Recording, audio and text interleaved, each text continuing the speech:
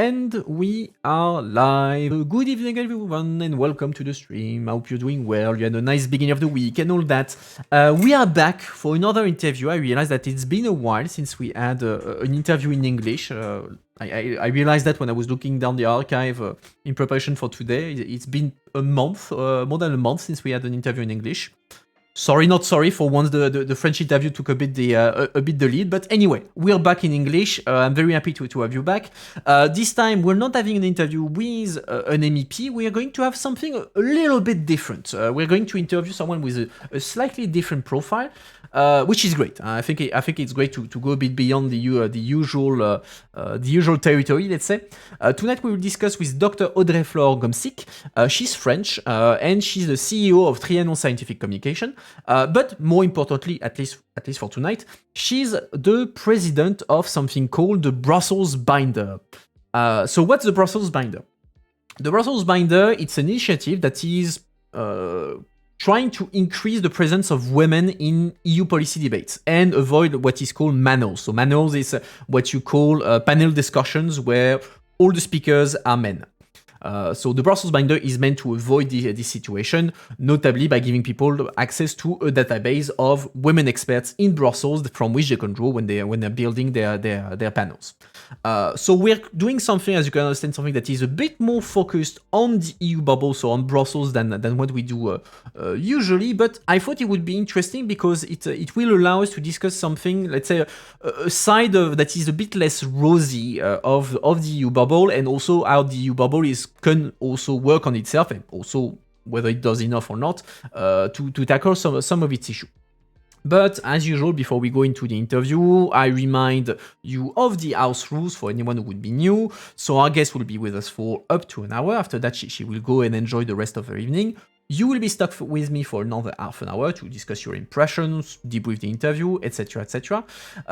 And that will be it. As always, I have prepared my question for Mrs. Ngomsik. And of course, you can use the chat to react and suggest your questions, of course, by staying on topic and by remaining civil without spamming. The usual rules, you are used to it by now. And yeah, I think on this note, we can dive into it. So let's go. Good evening, Audrey-Flore Ngomsik. Thank you very much for being with us tonight. So first, you heard me do my little introduction saying who you are, what is the Brussels Binder. Without going into the details yet of the Brussels Binder, is there anything that I forgot about you that you would like to add before we start? That I'm maybe a corporate social responsibility expert, because that will also help to understand why I decided to apply to become the president of the Brussels Binder. Okay, that's perfect, because that was going to be one of my questions. So before we talk about what is the Brussels Binder, can you tell us a bit what made the creation of the Brussels Binder necessary in the first place? What's the situation that led to the creation of it? Okay. So at the beginning of the Brussels Binder, you have 5 women who look at the policy debate in Brussels and were like, why aren't we represented? Okay? Even if the topic was care and education, you had maybe a little bit more women, but basically in all the debate in Brussels about policy, it was not mirroring the diversity of the population. In Europe, you have more women than men. It's 52% of women, and they were not to be seen. And the answer that they got when they asked, why aren't we here, was always, because we do not know where to find qualified women to participate in the debate. So it was the beginning of the Brussels Binder. The important was to have a database of expert women, and women should be present in any topic that exist, and they are, to be able to say, this is where we can find them. So that is the birth of the Brussels Binder. And who started it? Was it something that was pushed by an individual initiative that then became more structured, or is it like a group of people that that from the get-go say, okay, we're going to create that database? So a group of women, Charlotte Grasbach, Paola Maniga, Pauline Chetail, and Corinna Hurst, decided to create this initiative, and so they made crowdfunding. They had EU financing to create this database. And then they made a launch where they asked all the women in every topic to register. And it was super successful. And that was 6 years ago already. And today, there is at least 57 of women from 50 countries and 22 European countries have registered in the database that shows that, yes, qualified women exist and they are everywhere in any topics. How many experts you said in the database? There's around 57,000 women experts worldwide. Okay. 50 countries and 22 European countries. Okay. And so you said that it was created 6 years ago, so that puts us, what, 2017, something like that? Yes. And from the get-go, so you said that it received like EU funding, so you applied to the Commission to get funding specifically for that directly? Yes. There was also crowdfunding Mm-hmm. that they did. To be honest, I was not there at the beginning of the Brussels Binder. But the story is that they had this initiative, they had sponsors, and then they see that the initiative had success and the people were interested in it. They had EU funding and crowdfunding to be able to have the database exist and to be able to finance it.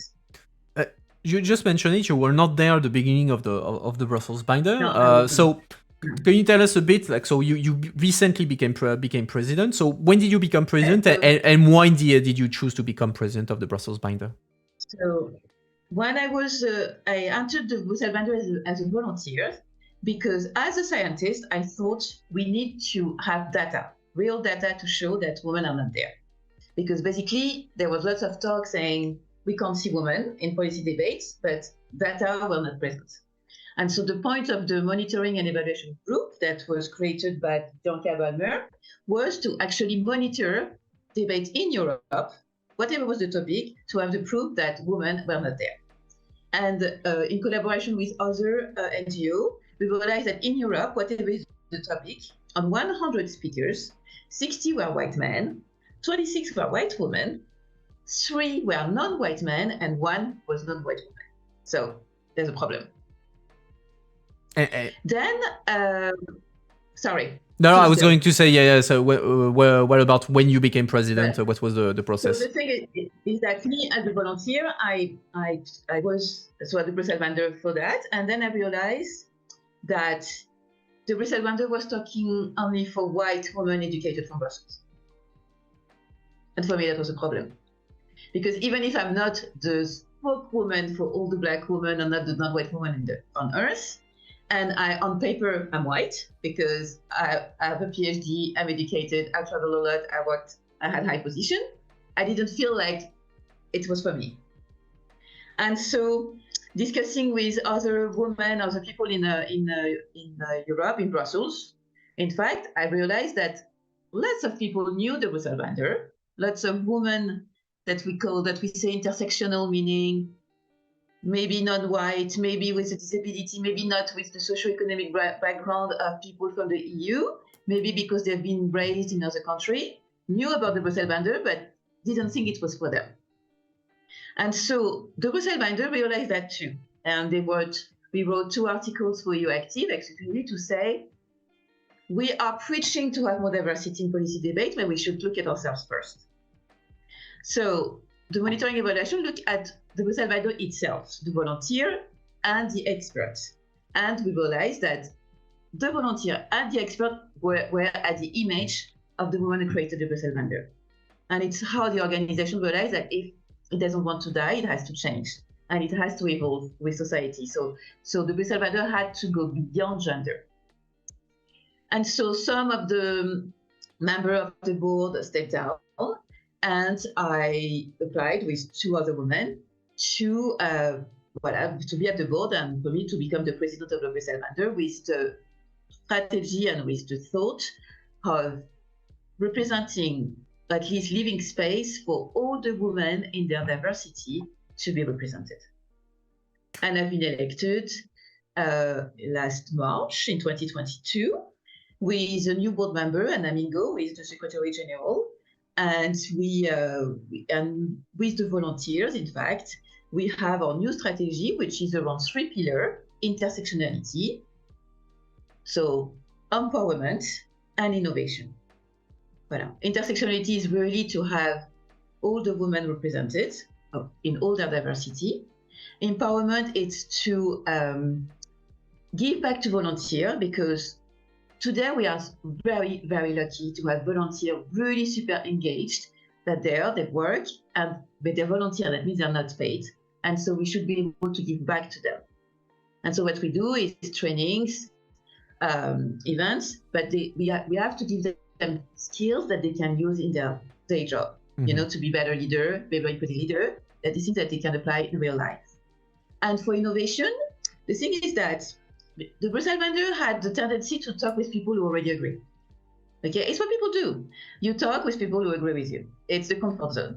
And so the point now is to talk with people who are not, who don't. And in fact, is to engage men, because you have lots of men who agree, but are not very loud about it. You have men who don't agree. And the point is to figure out why the men who agree are not more loud about it, and why people who don't agree, and how can we make them change their mind and show them that it will also bring positive change for themselves. And so this point is very important today. So before we go, I think it's quite interesting. Before we dive into, let's say, I want to say this evolution, but these new priorities for the Brussels binder, let's go a bit, let's cover a bit what were the results of the Brussels binder since its creation and before like your election, and with the new priority. So you said it now in the Brussels binder database, there's like 57,000 women experts in it, from which people can pick it on, because access to this database is free. Anyone could connect to it and have access to it. Yeah. But beyond this number of experts, beyond the 57,000, do you feel there's been progress, at least for instance in the mentality, like in Brussels? Now, do you see, okay, more does it become more automatic for people to say, okay, I'm building a panel, I need to have women in there to have a balanced panel, or is it still the same as 6 years ago?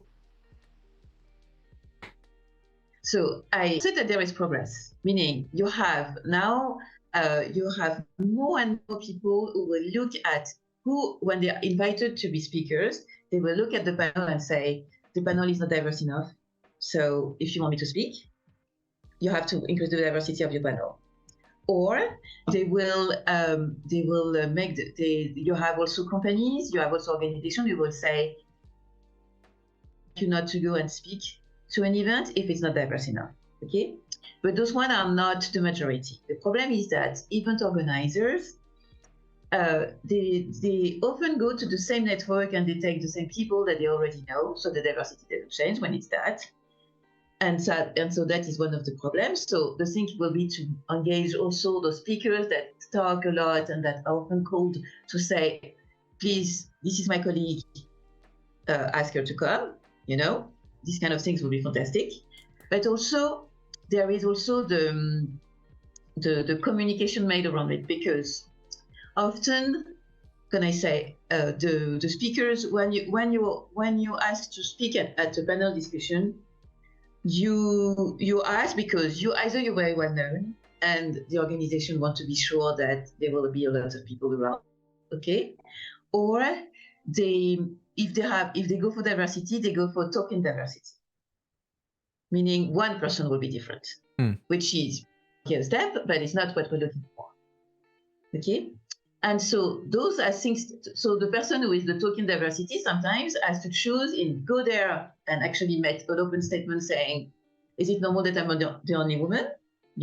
I mean, I've seen photos published, so that means people were very happy about it. The theme was women in the EU, and the panel was made only of men. And people had no problem publishing the pictures, right? So that means that the bias and the problem in that is so ingrained in their unconscious that you don't see it, because I don't see how today, with a topic like this, we can have only men and people think it's okay. But the thing is that in any topic, women should be there, okay? And there is this tendency of parking them for care, education, or gender problem, and not for the other topic, but they should be there for war, IT, and lots of things, lots of different things. And so that is the change that needs to happen. Hasn't happened yet, is happening, but not has happened yet. And for the organization who actually will say, oh, we're having women, often they choose the easy path, meaning having women as moderator. So a moderator is someone who facilitates the discussion. So that means it's an expert, and when you're chosen to be a moderator, that means your expertise is recognized. But the problem of the Brussels binder with that is that when a woman is moderator, she facilitates the discussion over the man, and so we don't hear what she thinks. She doesn't share expertise, and so that is also going the easy way. So there's a couple of things like this that needs to change. You're mentioning there is a risk of tokenization, so the practice that you put just one woman in there and say, okay, I tick the box and that's good. But beyond this idea of like, when I was preparing the interview, someone made a remark about it on Reddit, say, yeah, but encouraging people to put women on panels, isn't it in itself just a form of tokenization, because you hide, let's say, the broader problem of the place of women in, let's say, policy? You don't have necessarily like a underrepresentation of women in a, let's say, higher level of the institution, higher level of think tank, etc. And just by putting let's say a balance panel where we hide the issue and say, okay, good, look, we made a nice balance panel, so everything is fine. So no, it's definitely not fine. But Mia, I do believe that representation matters. Okay, the more we see women in panels, the more it's normal. Okay, the problem is that today, it's as if, I mean, women represent 52% of the population, and women are there in any topics. So having women in panel is not making them a favor. It's normal. The thing is that people don't want to look for them because some people don't want to lose their place. Some people think that it's too much work. I don't know. But having women in panel is not making them a favor. It's normal. They're half of the population. They should be there. Simple. Now the problem with not enough women in a higher position is another problem. And it's there, definitely. But and there's a way of tackling that. And basically the organization that starts looking at having more women in the panel, they're also tackling having women in higher position in the organization, because it's a problem that is linked. Okay, when you have event organizers, they want the president of an organization, the CEO, and it's always men. They say it like this. So they want the top of the organization. But if the CEO says, take her, and he votes for her, and he says, that means something. You see? And today, women are not there in higher position because the bias, whatever you want. But so that means that we need speakers to actually acknowledge that it's not normal. Okay? Having only men to talk about policy debate because I would like to remind you that policy debate is where you talk about things that are going to have to be discussed to be laws. Okay? If there's not everybody represented, that means you only take care of a part of the population. That is not normal. So again, having women in policy debate is not a favor. It should be normal and the goal. Okay, the fact that it doesn't happen is because lots of bias. Simple. If organization wants top of those organizations to be speakers, it's understandable. But women are not there, so you cannot have them if it's all you're looking for. So if you are a CEO of an organization and you'll be asked to talk, you've been asked all the time, maybe sometimes it's the moment to say, take my right hand, she's as knowledgeable than me, and she will be perfect speakers. Mm-hmm. Nobody will say no. I have a question from the chat, more like a concrete case, and asking your opinion about it. So the person in chat said, okay, but I work for a research institute, and my boss was attacked because there was not enough women on the panel, and the boss defended itself, saying, the problem is that in our field there's not enough women experts, and when they are, they get so much demand to be on panels because they want to have a balanced panel, so it becomes a bit overwhelming for women, because he says that there's only like 40% of women. They want to have panels with 40% of females whenever there is a conference. Say the women in the organization get overwhelmed because they get so many requests that it becomes too much for them.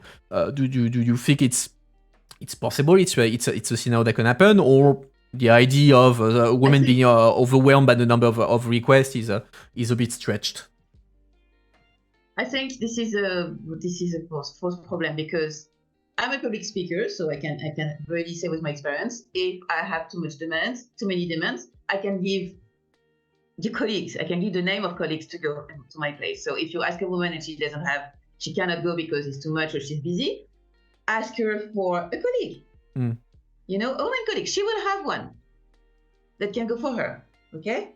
For me, the thing is that saying that women refuse, or there is a sometimes they just say no because they have too many demands, meaning that you don't know where to look for, or you didn't ask that person if she has someone else to advise to go at her place. And she will have, for sure. And so you explained that one of the reasons for people not necessarily going for women, or not enough women in panels, is partly because they are stuck in their habits, but and you said that there is not an issue of a lack of women experts, but beyond that, like you think it's a matter of laziness, a matter like of let's say ingrained bias, people are doing it without even realizing it. Is there other factor at play when people decide to go for men rather than women, or even not thinking about having women in panels? So let me return you the question. We did the monitoring for women, we did the monitoring for non-white people, men or women. We did the monitoring for people who are outspoken about being homosexual, okay? And it's the same, it's even worse. So that means there's bias, for sure. That means I just want to ask people I know because I'm lazy. Yes, it's difficult to go and you have to go to look for a place where you're not going to. So that means you have to work on where can I look for the speakers, okay? If you used to always go take your speaker somewhere, it's easy. And sometimes you look for your speakers at the last minute and you're not careful, or you make a publication about I want a speaker, but the language in your publication is saying we don't want women. We don't want people who don't look like us. Okay, so there's a work to do. Of course, there's a work to do. But as soon as everybody does it, you do it once. You do it maybe twice because you have to get used to it. But remember, the comfort zone is comfortable. We're human. People like staying in their comfort zone. What they have to do is fight it. So already, if you go, you do your conference, and the first time you mess it up, you have only one. The thing is that as the speaker, if you had a woman to go at your place for next year, which one would you? If you had a person that doesn't look like you, different gender, different ethnicity, different, I don't know, school, whatever, who you think is as competent as you to go to the conference next year, give me the name. Okay, already you expand the number of speakers, but who asked that? Very few people. We had the privilege to help to do a training at the EU in a group called DG Mare, and they actually acknowledged it. And then they were like, okay, how can we do it? Okay, and we had a workshop with them. They looked at the communication, they looked at different database, they looked at how to inspire people to go and talk to them, what they could do aside, you know. And it was very inspiring to see how they knew that they could do better and how they wanted to improve that, you know. And so it's not impossible. It's just that it has to be a strong will from the top. I do think, to make it happen. Since you just mentioned DGMI, so the commission, DGMI for the audience, it's a part of the commission that deals with maritime policy.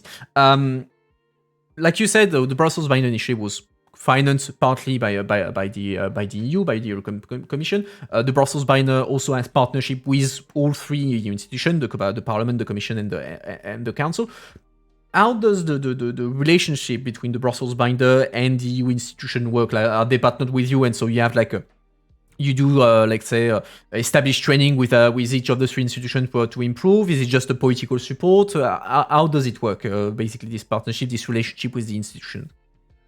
So today it's more about giving advice. There we have toolkits. We have there's lots of think tanks that work with us. Okay, and so it's really training, toolkits, advice. Let's say the people who work at the EU and work at the Brussels Binder, they need to tell the organization basically that they're working with us. Since we have now also more corporate partners, because the problem is that we advocate, we want to have more policy debate, etc. But if we stay only with the EU as partners, we cannot make sure that our partners walk the talk. Okay, nobody's going to shoot the hand that gives you the money, right? So we have more partners now that are corporate also, so that we can have a kind of talk with our partner and see how they can improve too. Okay? And at the end, that will be to see how being partner with us has influenced their way of doing the panel. Okay. Well, that's the thing. And so the end point is to be able to do that, to be able to see in 3 years, okay, this is the partners that we had. In 3 years, they did so many panels. And at the beginning, they had maybe 70% of men. 3 years later, they are 50-50, for example. Okay? Well, it's really the end point of all of that. And beyond, like, so the Brussels binder at the core is the database, so that people can look into it. But beyond the database, like, is the Brussels binder? Sorry? Yeah, no, I was interrupting you. Sorry. Beyond the database, there was lots of other things. That's actually.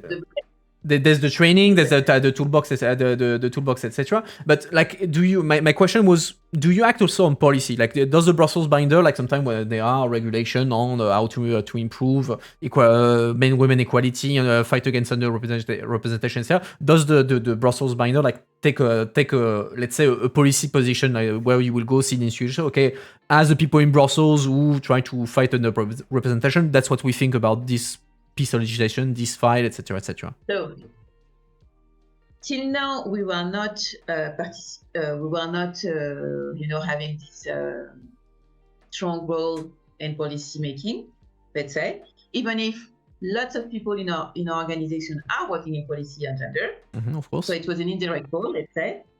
But the thing is that, and so you will have the avant-première, let's say. We are having now an advocacy group at the Brussels binder. And because next year will be the European election, we would like to leverage that to have a kind of manifesto to ask all the people who are going to go and go to debate, political debate, etc., that they said, or I'm not going to do it if it's not a diverse panel. Or moderator in Brussels, there's no so many minority moderators, for example, and we would like to, the group is going to contact them to sign this manifesto and say, we want a panel that is diverse. And when I say diverse, that means women, intersectional women. All the diversity should be there. Okay, very clear. Let's dive a bit into the question of the intersectionality, the different kind of diversity, etc. There was a question linked a bit to that in the chat. So we talked. You just said, okay, we need to also look at diversity when it comes to not only gender, but not necessarily white women, also women of color. We need to look at potentially sexuality, etc. Someone in the chat was saying, but do you do the same sometime when it comes to, let's say, political affiliation? Let's say, like you say, okay, in panels you must have people who are from the right, from the left, or is it something that you don't look at? Let's say. So, first of all, the Brussels binder is apolitical. Okay, so we are not going to go into politics, to be on political side or whatsoever, because we want that everybody who wants to be affiliated, who wants to be ambassador of the Brussels binder, could do it. Okay, so it's a choice. Now, when we talk about diversity, yes, inherent diversity. I'm black, I'm a woman, I can't change that. And acquired diversity. Okay. But the thing is that it's not how people see themselves, it's how other people see them that make the diversity. Okay, if I was putting my CV on a paper, and if you were not seeing me, if I was telling you the story of my family, and you are not seeing me, you would think I'm white. Yeah. Okay. Yes. When you look at me, I'm black. I'm a black girl, right? So it's the same. There's women in the Brussels binder that are super educated, that have vraiment the expertise, etc., as volunteer, but because they are not being raised and in the center of Brussels, because they don't have the same opportunity, for example. Okay, when you see someone with a disability, you think straight away that there will be a problem because it's a bias. Okay? Yeah, okay, I see what you mean. So the thing is that we need to, the point is to have people who have the power, people who can make the change, stop looking at only people that look at themselves. And that will be already a big systemic change, because that is what will bring different people in panel, that will bring different problems in panel, etc. If to give you a simple example, when you have people who agree, you cannot see a problem with different angles if people are all the same. Yep. Okay? For a simple problem, if you have 5 different angles, it's how you can fix it. It's how you can make sure that when you fix it, everybody is included in the solution. But that is the core of policy debate, is to include the whole population, okay? And one of the problems of Europe, because if you look at the European Parliament or the European Commission, the diversity is not there, okay? But it's because we don't want to count, because we're all equals and brothers and whatever. So nobody wants to count really the diversity of people. But the thing is that there is organization doing it, okay? Organizations that are paid and do it all the time, and we have numbers. So it's evaluated that basically there's 25% of the European population who has a disability, visible or not, for example. It's evaluated that there's 15% on non-white people in Europe. We're not asking just to have the representation of the population in policy debate, okay? And there's 52% of women in Europe, so it's not normal that they're not there, whatever is the topic. If we look still at the question like of covering more different type of diversity, I don't know if it's the right expression to say that, but like for instance, if we look at the issue, okay, we want to have panels not only with women, but that also have gay women, LGBT people, etc. Don't you like? Let's say, aren't we like walking into, let's say, a slightly, I don't want to say dangerous territory, because in the sense you say, okay, we outing people. I'm taking you because you have to tell to be on the Brussels banner. You have to tell me whether you are gay or you're bi, etc., etc. How does that work? This aspect? It's not. Is that saying that now we are taking a woman because we have to? No. So there's two things. There's now we're taking other different people because the other people, they know that the opportunity is there. Before they didn't know. Okay. So it's not I'm taking you because you're there. You're as competent as a white man. But now you know that the opportunity is there, so I can see your CV. Basically, it's that. Now saying that we take talking about gender alone is a mistake. We do it because it's easy. People have done it in Europe because it's easy, okay? But when you look at a woman who has a disability, how do you know that she's been discriminated because she's a woman? Or because she's disabled, or because she has a disability, or both. You don't know that. Mm. So the only thing that we ask is that when you say, I want 50-50, okay? But for men, it's the same. Huh? You should not have only white male. It's the same, okay? And so for women, it's the same. Look at everybody in all its diversity. The Brussels Bounder is taking care of having more women. So we're asking to have more women in all their diversity there. But it's the same as a panel. A panel is not only men. A panel, only man is a male, only female is a female, only white is a minor. We want panels with the diversity of people. Okay. And like the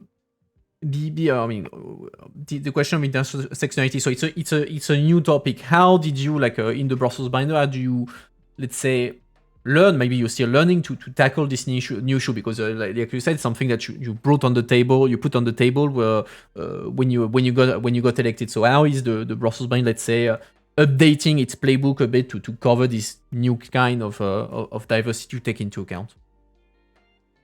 So the thing is, so this data to start with, but the thing is there. Before, when I've been elected as president of the Brussels binder, before I even opened my mouth, 50% of my volunteers from diverse backgrounds came in. Okay, so before there was only NGO, think tank volunteers. I've been elected, so you had women with a different background that they came in, and women with more corporate background also. Okay, so that means representation matters. Now we look at the group. In all the group, we have the diversity. So the point is that if the people you work with represent that diversity, you will track it. You know how to talk about it. In every group, we have everybody, from the white woman from Brussels to the woman from Jordan who has to come as a migrant but is super educated. We have everybody because you have the people you work with are diverse, that you can talk about it with your different background and be sure that when you talk about it and when you ask for it, you include everybody. Okay? I cannot talk for a white woman from Brussels. I cannot talk for a woman from South America who came to Brussels when she was little and has to pay for a study and still pay for a study, etc. I cannot talk for them.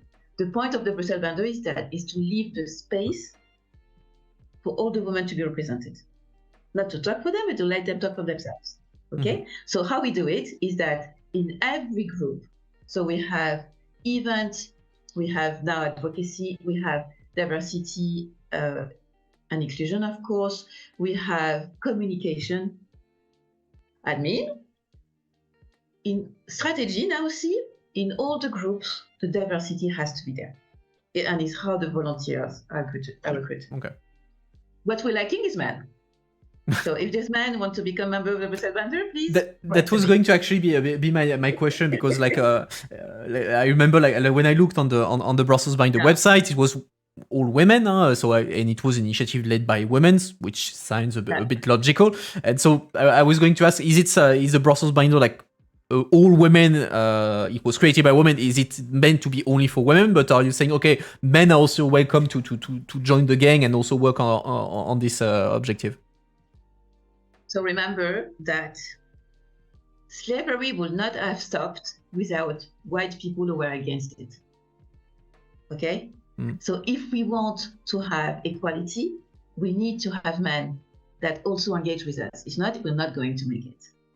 So today, as a volunteer, we have 2 men, if I'm not mistaken, one that I have to interview.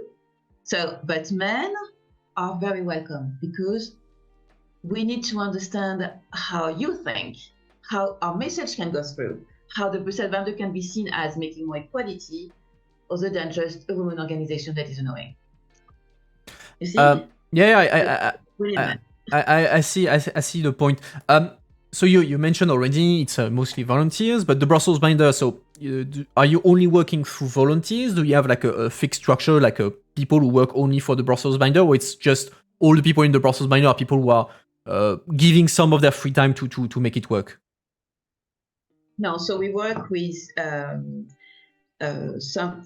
we work now. We have a consultant. We have a consultant, for example, because to work on the website that we want to revamp. Okay, so it's consultancy. We had consultants working on our research paper. Okay, because you need it. But in the future, what I would like is that we are able to sustain ourselves, so that we have 2 or 3 employees, to secretariat. To target, to have the experts community be more lively, for example, to have someone, to have in each group someone who is an employee of the Brussels Bando. Okay. Voilà. So that will be the target in a couple of years. So for that, we need more corporate sponsor. We're going also to look for grants and these kind of things that we are working on now. Something. So you just mentioned, okay, we want men to be on board and to participate to the Brussels Bando. Something you said you said a bit earlier. Say, we don't want to talk only to people who agree with us. We also need to talk to people who don't necessarily agree with us. So how does that work? How are you going to reach out to people who don't necessarily agree? I mean, are we talking about people who say, oh no, I don't want any quota of on panels? How does that work? You are talking about quota. I don't like quota, but I like quota. I'm not talking to quota, but someone who would be opposed to it could call it a quota. Let's say that's what I mean. So there's different things. So we have now a new partner called Robert Baker, whose job is to go to corporation and talk to men about gender equality and gender diversity in companies. Okay, is now so that they have a safe space to say, I'm tired of those women who want to take my place. Why should we have to share? Or I do agree with that, but I don't want to talk about it because I don't want to be ostracized because I'm a feminist. You know, he goes and he has this kind of conversation with men in corporation. He's one of the partner of the Brussels now, and for example, he's going to make. He's done one already, but workshops and events where men will be our first target, for example. We will have also events where they will be asked to come to have this discussion, and maybe also speakers, debate where we can have that and talk about it and have pro and cons and be able to have our message through. To be honest, me who believe in it really, I'm still looking for, and we're still brainstorming, and me myself as Audrey, on how can I make people understand that it's not taking them something, but that it will be positive for everybody. Okay? And that message, we need people to help us put it through. So workshop, events, probably debate also will come. We have also very different partners engaged, and we're going to figure out how they do it in their corporation to figure out how we can leverage that. With the election coming, the advocacy group is going to go and tackle all the candidates to be able to talk about it. And to be able to make them sign maybe a manifesto to say we should have a diverse panel discussion and it's not normal, and talk about it. We're going to look for ambassadors, people who have good position, whose voice is heard, to be able to bring our message forward and partner with other organizations who are like-minded, so that we can, if we won, it's fine, but if you're 10, your message can go exponentially. So, but we're still thinking and we're still brainstorming on how can we make it happen and bring that message faster out.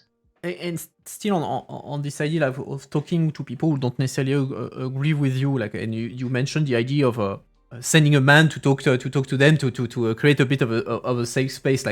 Do you face also the situation where you could have men who said they would not necessarily agree with your approach, say, okay, I don't necessarily think that we should follow this approach, but say, but I don't want to say anything because then with the social media I don't want to be let's say, to have the other side of ostracizations, people who are ostracized because they're seen as too feminist, and on the other side people who are ostracized because they say things that are not seen as feminist. So me, I make a point every week to go on LinkedIn and to actually read what men who don't agree say. And they have no problem saying it out loud. When they think that being a feminist is stupid, that they're taking the place, that women should stop. But people in the bubble or outside the bubble? I mean, in Brussels? No. Outside the bubble, they have no problem to say it. In the bubble, the thing is simple. If you want change, that means that the top has to agree with it. The change is not happening because the people who have made decision are not there yet. That's why. I think that gender equality is like social sustainability. It's something that it has to be top down.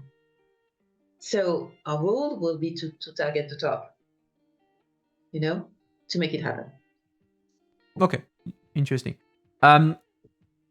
So the Brussels binder was created six years ago, so it was 2015, 2017, and it was at a moment where there was suddenly a lot of attention around the inequalities that women can be a victim of, whether it is underrepresentation, which led to the creation of Brussels binder, but it was also at the same time when we saw all the debates regarding violence against women, the whole Me Too movement.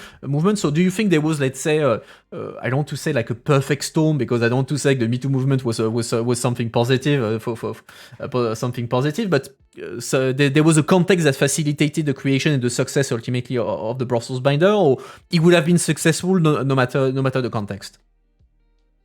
No. So 6 years ago, it was not trendy. Okay. So you had two two of the persons present at the beginning, like Corina Ernst and Claudia de Castro Calderina, they have written a book to talk about the lack of gender diversity in the EU bubble. Okay, and with that book, they interviewed a lot of women to see how difficult it was to be heard. So it started like this, but that was not trendy at the time. Already today, everybody talks about it and say yes, gender, manual, etc. is not okay, but it was not trendy 6 years ago. For me, the thing that made people realize that something has to change is George Floyd. What was it? Because George Floyd killing in the US. Yeah. The wave that brought to Europe shows that people realized that Brussels was very white, that the EU was very white, and that the EU was representing only a part of the population. It was there, everybody could see it, but lots of people just didn't realize it. Okay, and that it was for me that was the shock that made people realize what is diversity in reality. So here you're referring to the what was called later on the Brussels so white kind of movement. But a reaction that also was there in reaction to the Brussels so white criticism was say, let's say I know it's talking about race issue in Europe. It's a bit weird. It's more something that is associated to the US policy debate. But precisely, but that's an American problem, but not. It's not. It's absolutely not an American problem. That's actually my point. Like the criticism say, but that's an American problem. That's not a European problem. And again, when the movement Brussels so white also looked at the diversity of Brussels in gender also. It's gender and everything else, okay? And so in Brussels, I'm sorry to say it, but the ethnicity issue, race issue, as you say, which is a social construct, but okay, it is there. It's just that people don't want to talk about it. People are afraid to talk about it. People think that if you talk about it, that means they're bad. What we said, the Brussels boundary, is that it is there because of the way you've been raised. It's there because everybody has bias. What we ask you is to fight it. So the point is not to point fingers, okay? We have data to say that things are not okay. But what we want is that the people fight the bias, that they get out of their comfort zone to be sure that there is diversity in panels. And that is a work that people have to do. It's not policy is going to do that, it's people. And because people do it, policy will change. But beyond, I mean, for if we take the comparison with the situation of pure like gender diversity, having women on part of panel. Let's say that there is, like you said, that 52% of people are women. So that's the statistic is there. If we're looking at more like a race issue, there's also an imported problem because, especially if we're talking about the bubble, we're talking policy debates, so people who are highly educated, they're experts in certain field. There's an issue then to even have black women experts because we know that it's harder for people of color, women of color, to get access to higher level of education because of societal problem in the problem. No. I'm so sorry. I have to stop you here. If you look at Brussels, okay, people that are, as you say, people are not non-white are often have way more diploma than other people. Okay, they are very well educated. Huh? No, I'm not saying that there is not. And what I'm saying is, in terms of number, it's less likely to have black women graduate from Lena than a white woman. That's because of the. So what is it? Okay, because there are bias when you want to enter, and fine. But you're inheriting problems that are early in the process. Yeah. No, what my problem is that there are women with this level of education, but you're not looking for them because you want to recruit always people from the same school. From the start. A question that comes from the. I might not have access to Lena because he's black. Why not? Okay. But the thing is that it doesn't mean they don't have the qualification. It doesn't mean that they cannot. No, that's not what I'm saying. That's not what I'm saying. And so it's because the people. That is one of the problems, is that recruitment is on one department and on one person. And what do? You go where you know you will find easily. and you always go to the same trend, to the same network to recruit. Look at the job for intern in the EU. They're all published always in the same network. Always. True. Collège de Bruges, Sciences Po, yeah, of course. How do you want to change the diversity? Just of your intern. If you do not publish it somewhere else. There's no way. No, that's true. I have two questions actually that came at the same time in covering the same issue. So still on this issue of race diversity. If we're talking about countries where like France or even Germany, where there is a strong population that is non-white. If we're going towards countries where it's not the case, Eastern Europe, the country there is less racial diversity in this country. How do you explain to people from this country this aspect that is, I would say, to an extent foreign to them, because they don't have because of historical reasons, they don't have diversity in their country that is majority white. And then when tackling with them, do you consider them to be non-diverse because they don't have black people in their country, because the white majority of the population is white? How do you tackle this, let's say, West versus East difference of history, etc.? In Brussels, there's 15% of non-white people. Maybe in Estonia it's 3%, so they should be represented. So if it's 3%, it should be 3%. Okay, in Brussels, we don't even have 15% of non-white. The point is not to have everything; it's to represent the population you have. Mm-hmm. Okay, in Brussels it's 15%, so have 15%. Okay, that's fair. If in Estonia it's 3%, have 3%. And when you're explaining that to Eastern European people, for them again, it's not an issue that they have been facing. How do you explain to someone who not necessarily agree with you? Say, it's a Western European issue. No, it's that they treat the people are different in a really bad way to start with. Look at Ukraine and how the people who are not white were stopped at the border during the war. It's bias. So for me, and that I'm talking for Audrey, maybe other people won't agree, or everything starts with education. So that means that even politicians need to be educated, because we hear things sometimes that it's just tremendous. And I do think that everybody can fight his bias and can learn, but you need to be willing to. So as a politician, you should be obliged to. Okay? And it starts with education. There is lots of training to learn that. And my particularity is that for me, training should not just tell you something, it should make you realize what is your own bias. Why don't you understand? Okay? If a training is well done, then you can monitor how you change. For example, me, to give you something, and that's the reality. I've been executive in companies before I created my own. Okay? And I realized that I was not hiring Black people because I was afraid that if they do a bad job, we will say, look, we hire Black people and it will go on all the Black community in the world, me included. Okay?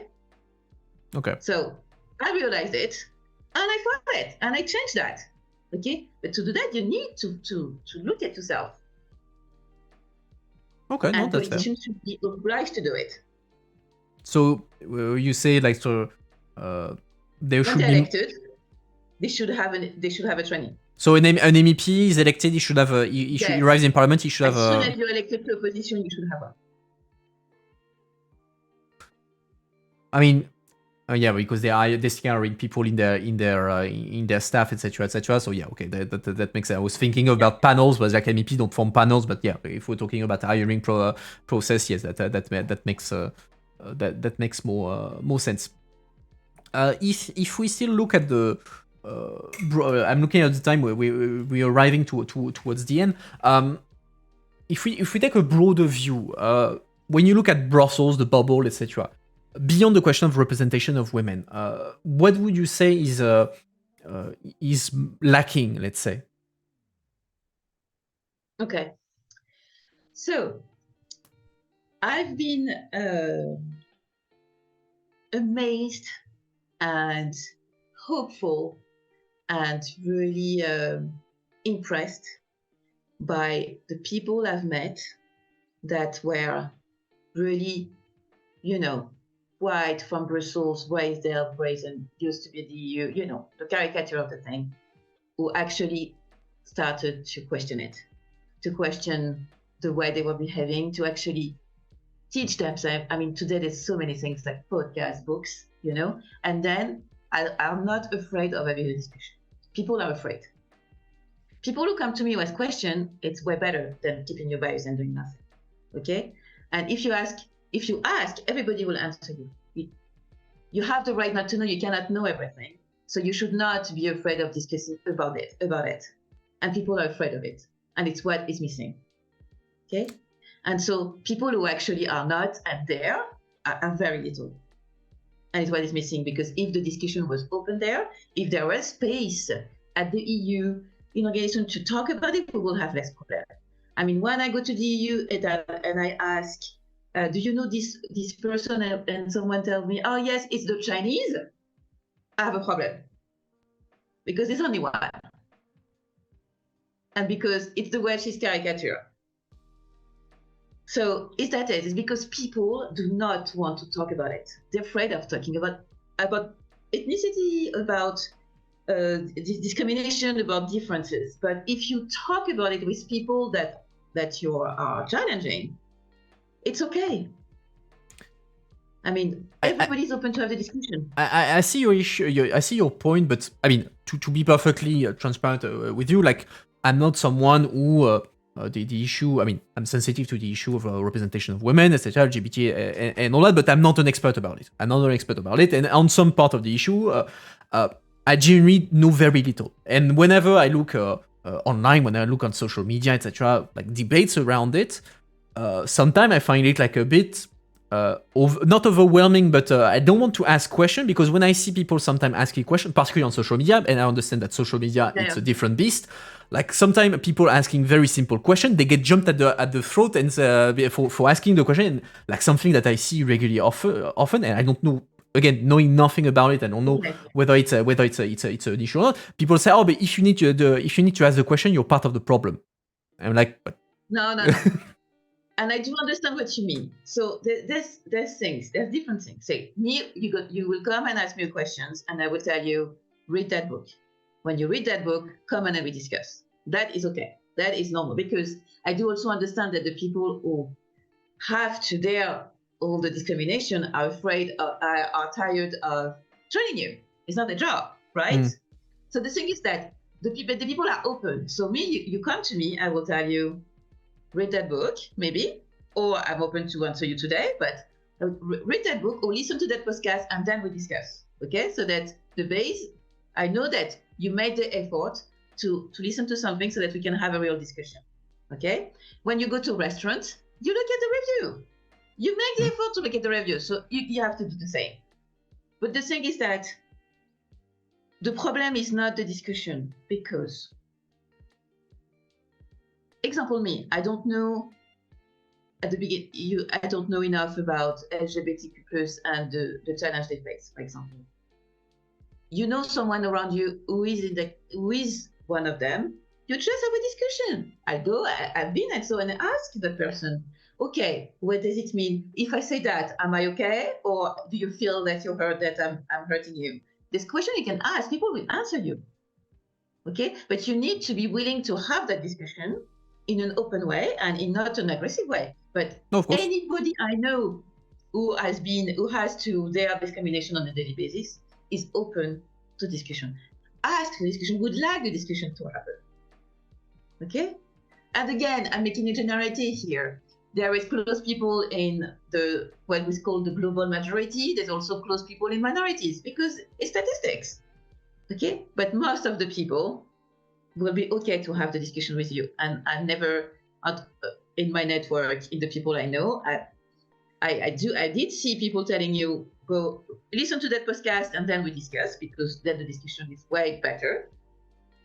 People who are tired to have to train everybody, because they already have to protect themselves all day long, and then they have to train you. So they will ask you to read that, and then we discuss, so that the discussion could be more deeper, you know? But nobody is against discussion. Everybody is craving for it. It's just that people are scared of having it. It's as he's telling intersectionality or ethnicity or I'm a neurodiverse, etc., is a bad word. It's just that people need to know what that means. Okay, that's very clear. That's very clear. So we have reached 1 hour. So I promised I promised I would free you after 1 hour. So I will hold my I will respect my word. But before I let you go, if people have to remember one thing from tonight's discussion about like the Brussels binder, but the overall discussion about underrepresentation, etc., what would be their message to you? The one thing they have to remember. It will be that. Racism, discrimination, xenophobia exist in every modern society. Okay, that is something that is there. We cannot deny it. The problem is not that you think that is there. The problem is that you, as a person, what can you do to fight it? It might be educate you. It might be making sure that the panel you are in charge are more diverse. But the thing is that you should not stay in your comfort zone and having false excuse like I don't know where to find those people is very bad because they are there. You just not make the effort to look for them. Okay, so what we want is to have panel that represent society. And in Brussels, in Europe, society is diverse, so the panel should be. All right, that's very clear. Thank you very much, Audrey-Flore Ngomsik, for taking the time to answer our question tonight. Chat, make sure to thank her for our time. You can follow the Brussels binder. You see the Twitter ad just below the video feed, so don't hesitate to go check it out. Mr. Ngomsik, thank you very much for taking the time. I wish you a very good evening, and maybe see you another time. Bye-bye. Okay, bye-bye. All right, chat, stay with me. We're doing the debriefing. Up, let me just close my things. Up, in the meantime, tell me what you thought. All right, so let's start this debriefing. A bit of a different interview than what we're used to. I have to say, I have to admit, I'm not in like, I'm outside my comfort zone. I have to say it. We talked about comfort zone today. I'm not in my comfort zone. Like I mentioned towards the end, like I'm not an expert on question of discrimination, of underrepresentation, etc. Especially since we went into the question of beyond gender, race, etc. It's not a topics that I'm used to. Sometimes I also maybe I ask some things that were a bit dumb, but I mean sometimes you have to ask the dumb question to understand them. But yeah, like you're saying, Andros, it's okay. It doesn't have to be MEP all the time, and it's good to go beyond MEP. I mean, we have there's a lot of things that make the EU.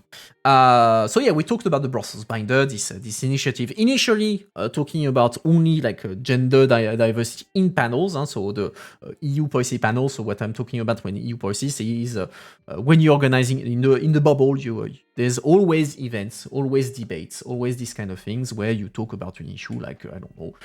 Today there's an event about AI in the field of I don't know automated cars, whatever, and so you will have experts talk about that, and so they will talk to experts between experts, and that will, let's say, feed the reflection in the EU that may influence then legislation or not, etc. But it's a way to set the baseline for then political discussions. So this is something that is every day in the bubble. You have panels every day, you have events every day, because that's the way for the bubble to share knowledge and to discuss, to have debates. So of course, within these panels, you have the whole question, okay, now of diversity in all its form. And the Brussels binder is there to provide this database of women that could be asked to participate to this panel. Which 57,000, that's quite a lot. If it were just about gender, I would have been more sympathetic to a cause. But as soon as she got into sexuality and disability, it became obvious this is something. I mean, this is the question of intersectionality. So that's what she said initially. The Brussels binder is only about gender. Then they decided to go beyond into the issue of intersectionality, meaning that it's not, you don't need to tackle only representation of women, but also other kind of representation. And there, that doesn't mean like I was a bit confused at some point, and she clarified it. When she says, okay, we need representation, doesn't mean that, okay, you need a quota of women, you need a quota of LGBT, you need a quota of disabled people. No, you just say, okay, we create this database, and you can have women, and as it happens, some women will have disability, some women will be of color, some women will be LGBT, etc., etc. And so you have to increase the overall representation. Doesn't mean that you have to have one disabled person in every single panel. So it's not about like making it mandatory. You're just saying, okay, diversity is something that doesn't cover only gender, it can cover the other issue, and so we're providing the tools to allow this representation at large. And that's one of the last questions that we covered. Yeah, if we're talking about countries where there is no black people, like Slovenia, she said, I don't know if she knew the statistic about Slovenia, but she said maybe she invented the figure. I don't know. Let's say Slovenia, if there's 3% of black people in Slovenia, then well, okay, there's the representation, then it must be like 3% of the people. If you are in a country where there is no black people, well, then there's not going to be any black people, because it's not representative within your country. So it's not forced, let's say. It doesn't say that you have to have the quota of LGBT, you don't have the quota of disabled, etc., etc. It just say you enrich the level of diversity potentially. I think the point should be to offer top-of-the-line expert of their field who happens to be women. That's what they do. I mean, the Brussels binder, it's experts. All the women in there are experts in their field. So they're not saying, okay, I'm taking women in the street and say, okay, now you're in the Brussels binder. No, it's are you an expert? Are you women? Then the Brussels binder is, okay, these people are experts. These people are serious. You can ask them to be on panel. It's not just like ticking a box, like I said. How can they do for France, as these stats are forbidden to produce? Fair point. In France, indeed, it's forbidden by law to have racial statistics, which is a debate on whether they should be or not. But I mean, you have EU-wide statistic, and again, the Brussels binder, we're talking about EU bubble. Even if you could argue what are the statistics in the bubble, that's a fair point. You probably need the data. But yeah, I mean,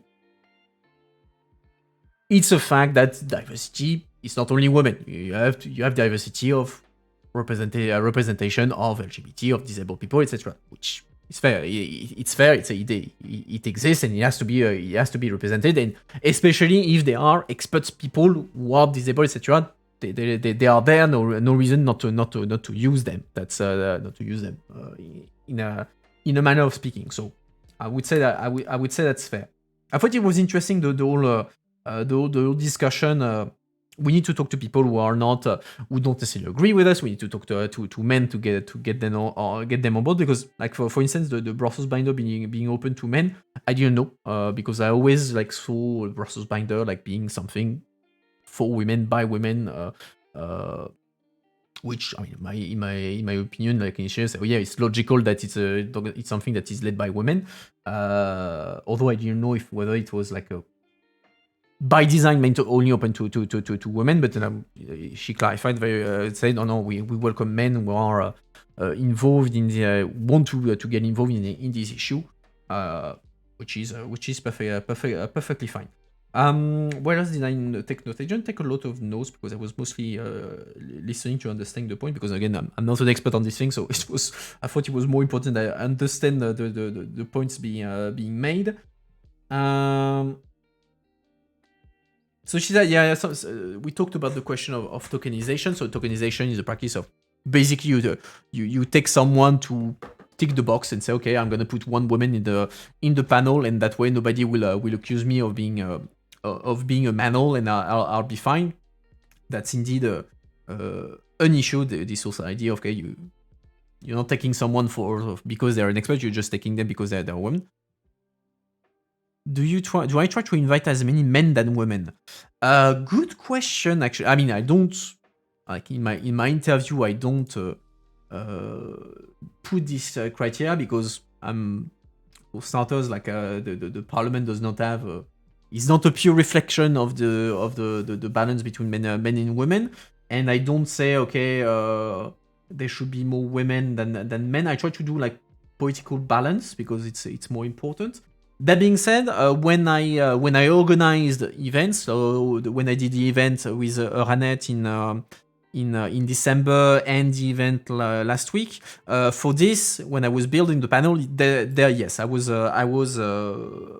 insisting and I was working to have a balance, at least a gender balance panel. So the December one was balanced, so I mean in the sense that it was all women MEPs, and then it was as it happened only men influencers, even if initially there was supposed to be a woman. And for the panel on Tuesday, it was same.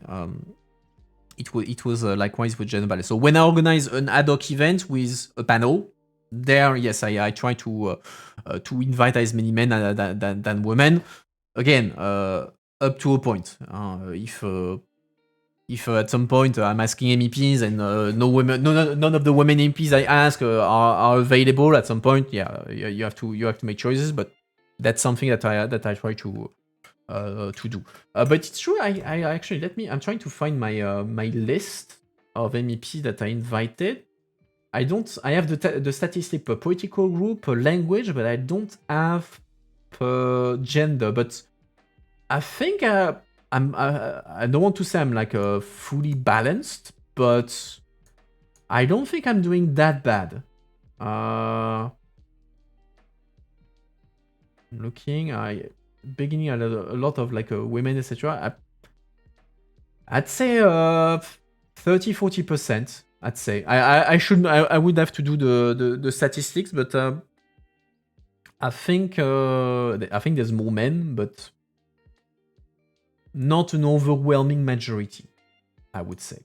I don't think so. I'll do the statistic. I'll do the statistic and I'll look into it because it's true that's not something that I have done, and that'll be interesting to have a look at that. That being said, I don't think that's not a criteria I will take into account when inviting people, because I mean already like it's already a nightmare to get people on board to try to have a balanced political balance, and I'm not. Unfortunately, I don't have like a full political balance in the guest, despite my best attempt. If I add the gender in there, like that's game over for me. I would say, but I'll do the stat. I'll do the stat, and I'll let you know on Discord at some point. I should do a statistic of last minute cancellation too. Oh, you want to go into the controversial topics? I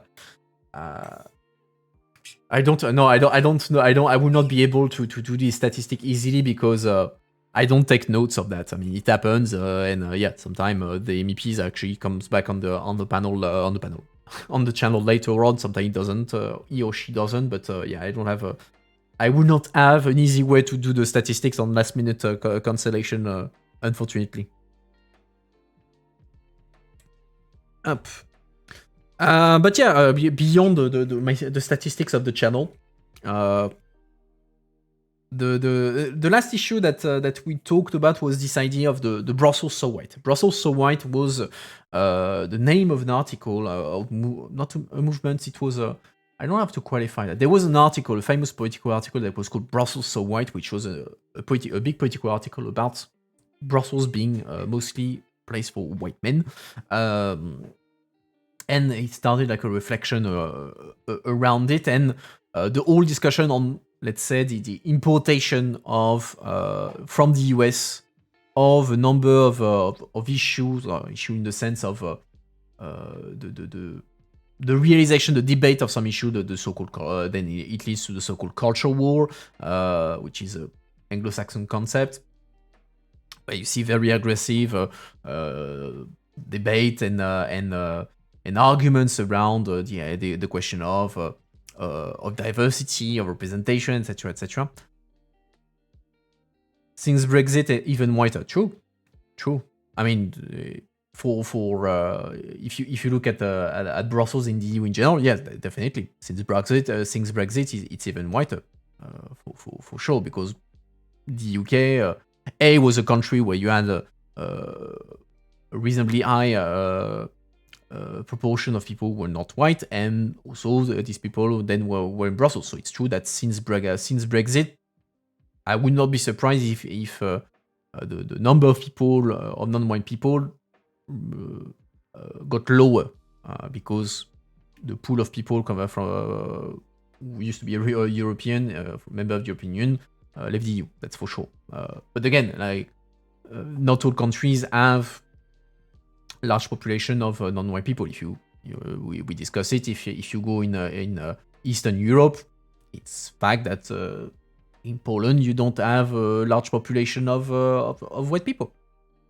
But that being said, doesn't mean that they don't have bias. And she was right to raise that when the war in Ukraine started, and there was this whole wave of Ukrainians fleeing the country. There has been issues indeed of non-white Ukrainians that got stopped at the border because they were not white, and people assume, oh no, you're not Ukrainian, you're a refugee, so you're gonna stay there, and we don't let you enter the EU. That's true as well.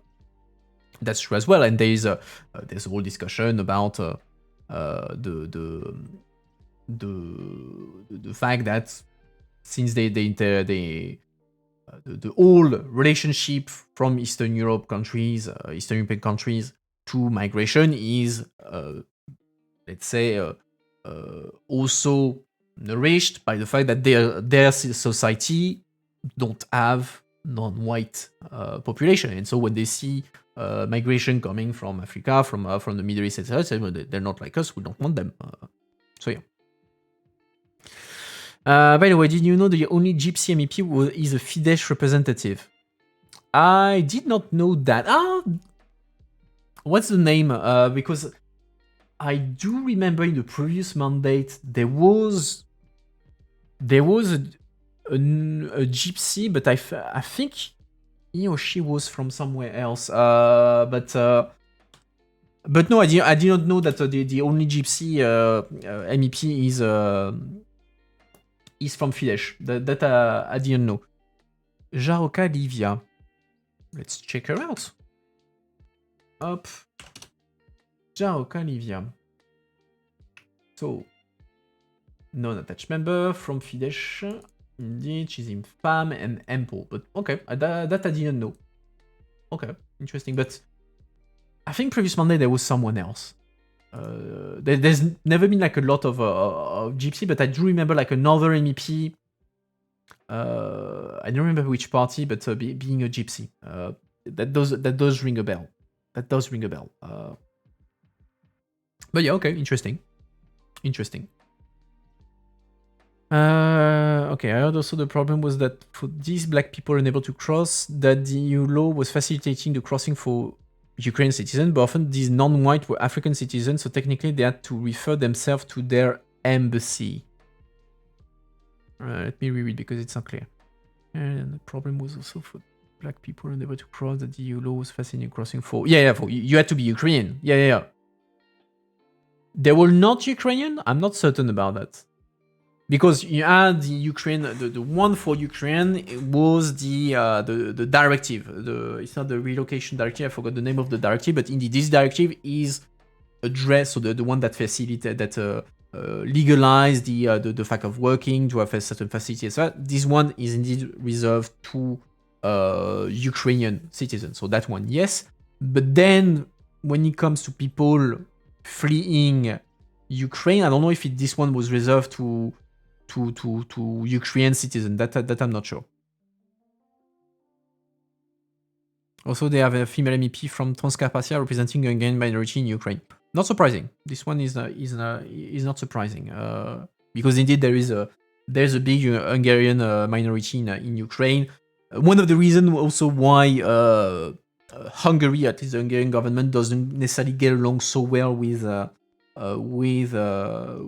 Ukraine, because there is an issue of linguistic right, because I think, if I recall properly, Andreas, correct me if I'm wrong, in 2015 or something like that, they took a law on languages that forbade the use of minority languages It was made initially for the because of the Russian language in the east, but then it had let's say a collateral damage in the west where there was the Hungarian minority, which had Magyar language school, and so they were not allowed because of the law, etc., etc. But that's from what I remember.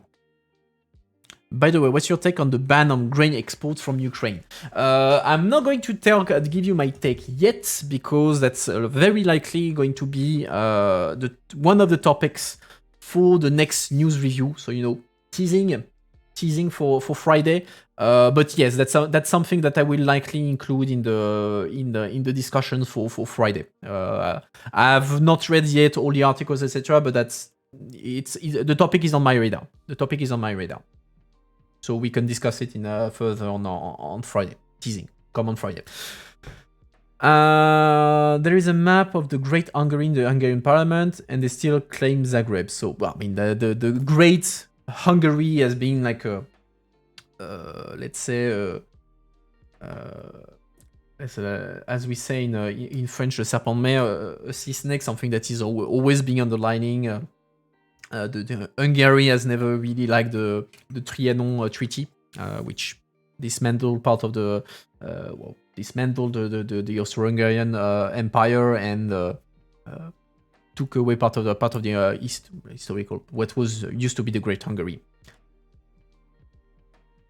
When the part was built, that's what Hungary looked like on the map. It's called historical accuracy.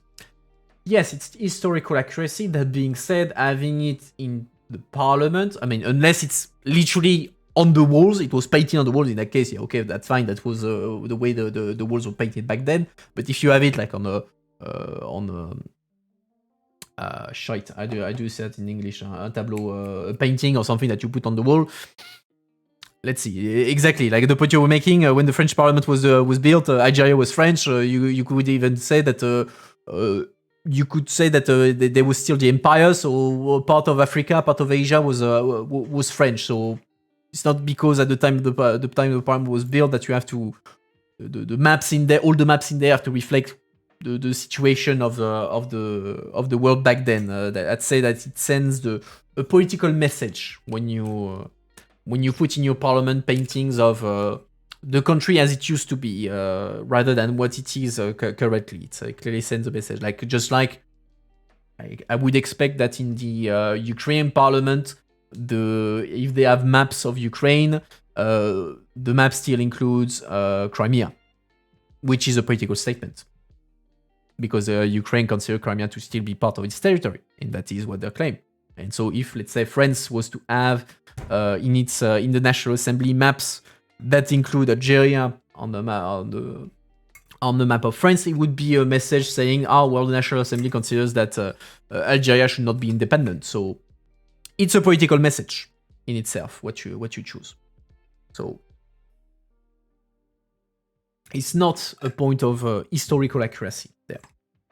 It's also a question of political choices. Anyway.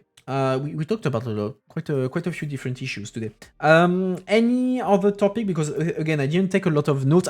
Yes, something I wanted to cover, because you made a couple of questions in there that I did not cover about like the political composition of panels, etc. I think it was Andros, but explains. I think you made also a related point about that, like about but in the when you build a panel, should be people, someone from the right, someone from the left, etc. I didn't ask the question because that's not a topic for Brussels Binder. They provide the experts. Then who gets on the panel? The political representation of the panel is the choice of the people who build the panel. So if you have a panel that is built, I don't know, by the EPP, but if they want to put only people from the right, that's not necessarily going to be the best for debate. But that's the political choice made for the building of the panel, and that's not on, let's say, the Brussels Binder there. So it's more related to the direction, the type of debate that you want to have. Do you want to have people who have actually different views and to have an actual debate, or do you want to have a panel with just people who agree amongst themselves? Which you can do both. Then the panel have different aim, but it's not a Brussels Binder. It's not a diversity representation issue, I would say, there. But what criteria are they selecting expert base would normally include political stance? Yes and no. Yes and no. Again, it depends of the type of debate, the type of panel you're building. If you're building a panel on substance, let's say, I took the example of AI. You're making a panel on AI. You want experts on AI. The fact that the researcher or the expert in his private time vote for the right or vote for the left, you don't care. You're going to take the political stance if you invite politicians. If you invite politicians, then yes, the political stance matters. And then if you want to have a balanced panel, you say, okay, I will invite one MEP from the right and one MEP from the left. For instance, that way you could say, okay, I create a debate with different stances, etc. But the experts themselves, whether in the private time, as long as, let's say, the political stance, in the sense right, left, etc., doesn't impact the substance of the expertise, who gives a shit? People vote for what they want, and that's it. And again, depending on the panel you're building, you may choose to have a politically balanced debate, or you may not, because you may choose to have a panel talking about one specific political understanding of a topic. So you will put, let's say, still the AI. You're going to say, okay, I'm building an AI panel that is very much pro-innovation. We don't want regulations, etc., etc. So you're going to invite people. So mostly you want a panel that is supposed to talk amongst themselves and build policy points. You're going to invite people from who politically are going to be pro-innovation and not necessarily not the other side. So you will have maybe a liberal, you will have someone from the PP, but you're not going to have a green, you're not going to have a GUE person. That's the way you decide to build the panel in itself. It depends on the aim of the panel, let's say. Yeah, but you want a balanced panel with opinions from all sides. Just having a woman there for the sake of having a woman includes diminishing a role. Yeah, that's the issue of tokenization. That's what we talked about. There's the issue. It's two different things. You have the issue of tokenization. You just put someone because they're a woman and they're just there to tick the box. That's tokenization, which is something that indeed is criticized. If you have then expertise, the women, whether they're in the database in the Brussels binary or even beyond that, they are experts. They are there they are there because they are experts. And on top of that, well, you want a gender balance, so you make sure that you have experts from both gender. So it's not just because they are women. It's also because they are first and foremost invited because they are experts. Again, it's not just you take a woman on the street and say, okay, just sit there, look pretty, and that's it. That's not what it is. But you need when you're making the point of okay, it's having women just because they're women, it diminishes their role. That's one of the debates around quotas, and you have debates even among feminist people on whether you should have quotas or you should not have quotas, because you have parts of like for instance when you had the debate on quotas on company boards. So you have the board of a company. There should be women. There should be women there, and I think there is a law now about that puts quota there. You had feminists who said no, it's wrong to put quota because then women are just reduced to the status of women. They're just a box to tick. That's not true equality. Equality they should be considered because of their competence. And on the other side, say yes, indeed, women should be considered for their competence, but putting quota, making it mandatory, it's a way to force the change, because otherwise the change is not going to happen inside, because people, like she said, stays in their comfort zone. So by putting first a quota, you force the change, and then ultimately you will, as time passes, it will become natural. You won't need the quota anymore because people would have integrated the idea about women are competent, they can end on board, and regardless of quota. So quota can be seen as a way to kickstart the process. It's not like even people who say that there should be quota don't say there should be quota ad vitam aeternam. Quota is just there, okay, to start the process, and then ultimately you should not need quota. But there is a debate around that, because you have again other categories of feminists who say no, quota is it's not counterproductive, but it reduces the women to the gender, and it's not true equality. So again, you have debates around the idea of quotas, etc., etc. But yeah, that's what I had to say. Let me check if I missed something. No. Okay, but you want to no. Okay, I covered the whole political stance of people. That's covered. All right. Well, on this note, unless you have a burning topic that you want to cover, let's do a little conclusion. I hope that you enjoyed this slightly different interview. Let me know if that's something that you liked, that you thought interesting, especially since it was a different topic than usual, and it was a more Brussels bubble focus, even if in the end we talked about wider issue than the bubble. But yeah, I thought it was interesting. I was put outside my comfort zone. That's not that's at least that's a good thing on that front. I will look into the statistics of the MEPs, of the people I invited on the channel. I'll let you know on the Discord, which is the perfect segue. Of course, if you like what you saw, follow the channel. If you have an Amazon Prime that is lying around, subscribe to the channel. That's always appreciated. That helps the channels a lot. Don't forget to follow me on my other social media, Discord, where we have all the discussion, Twitter, we have the fun, we have all the info, etc. You just have to click the link and follow. Next time I see you tomorrow, we are going to have the news review at 7.